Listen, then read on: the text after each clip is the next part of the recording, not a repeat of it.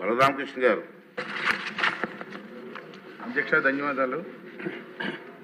గత ప్రభుత్వ హయాంలో రాష్ట్రంలో గంజాయి, బ్లేడ్ బ్యాచ్, రౌడీయిజం, దొంగతనాలు, ఆన్లైన్ యాప్స్, క్రికెట్ బెట్టింగ్లు, దేవాలయాలపై దాడులు, మహిళలపై మిస్సింగ్ కేసులు, చాలా అసాంఘిక కార్యక్రమాలు అడ్డంగా మారింది అధ్యక్ష.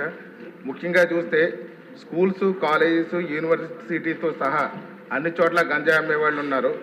పారాసిటమాల్ ట్యాబ్లెట్, చాక్లెట్లు, బిస్కెట్లు దొరకని చోట కూడా గంజాయి దొరుకుతుంది అధ్యక్ష.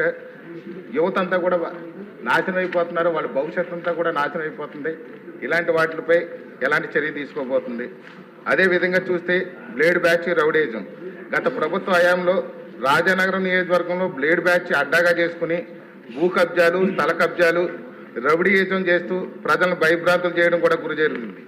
అదేవిధంగా మన ఉప ముఖ్యమంత్రి వర్యులు శ్రీ పవన్ కళ్యాణ్ గారు అక్కడ ఎన్నికల్లో ప్రచారంలో భాగంగా కోరుకొండ వచ్చినప్పుడు అక్కడికి మీటింగ్కి వచ్చిన వాళ్ళని 400 మంది బ్లేడ్ బ్యాచ్, ఈ గంజాయి టీం అందరూ కలిసి అక్కడికి వచ్చినటువంటి వాళ్ళందరినీ కూడా భయభ్రాంతులు కూడా చేయడం జరిగింది. ఇంత దారుణమైన పరిస్థితులు ఉన్నాయి అధ్యక్ష. అదేవిధంగా చూస్తే ఈ మధ్య ఏళ్లలో బంగారం దొంగతనాలు, ఎలక్ట్రిసిటీ ట్రాన్స్ఫార్మర్స్ కూడా పొలాల్లో రైతులు మోటార్లు, లిఫ్ట్ ఇరిగేషన్ సంబంధించిన మోటార్లు కూడా దొంగతనాలు గురవుతున్నాయి అధ్యక్ష. అదేవిధంగా చూస్తే ఆన్లైన్ లోన్ యాప్స్ ద్వారా యువతలను అట్రాక్ట్ చేసి వాళ్ళకి లోన్స్ ఇస్తున్నారు, భయంకరమైన వడ్డీలతో వేధిస్తున్నారు. కొంతమంది అయితే డబ్బులు కట్టలేక ఆ వేధింపులకు గురయ్యి ఆత్మహత్యలు కూడా పాల్పడుతున్నటువంటి పరిస్థితులు ఉన్నాయి అధ్యక్ష.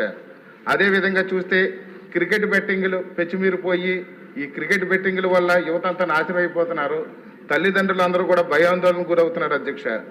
అదేవిధంగా చూస్తే దేవాలయాలపై దాడులు, దొంగతనాలు గత ప్రభుత్వంలో చూస్తే రామతీర్థంలో రాముల వారి దేవాలయంలో విగ్రహాన్ని ధ్వంసం చేశారు. విజయవాడ కనకదుర్గమ్మ అమ్మవారి వెండి రథాలు దొంగతనం గురైనాయి. అంతర్వేది లక్ష్మీ నరసింహస్వామి రథం తగలబెట్టేశారు. అదేవిధంగా ఇటీవల రాజానగరం నియోజకవర్గంలో కూడా మొన్న సీతానగరం మండలంలో ఒక బ్లేడ్ బ్యాచ్ అగత్యాలు జరిగిన అధ్యక్ష. అదేవిధంగా మొన్న బొబ్బులెంకలో కూడా ఇదే విధంగా బ్లేడ్ బ్యాచ్ ఆగడాలు బాగా జరుగుతున్నాయి అధ్యక్ష. రీసెంట్గా చూస్తే ఊరుకొండ లక్ష్మీ నరసింహస్వామి దేవస్థానంలో కూడా ఉండీలు పగలగొట్టి దోచుకెళ్ళిపోయారు అధ్యక్ష.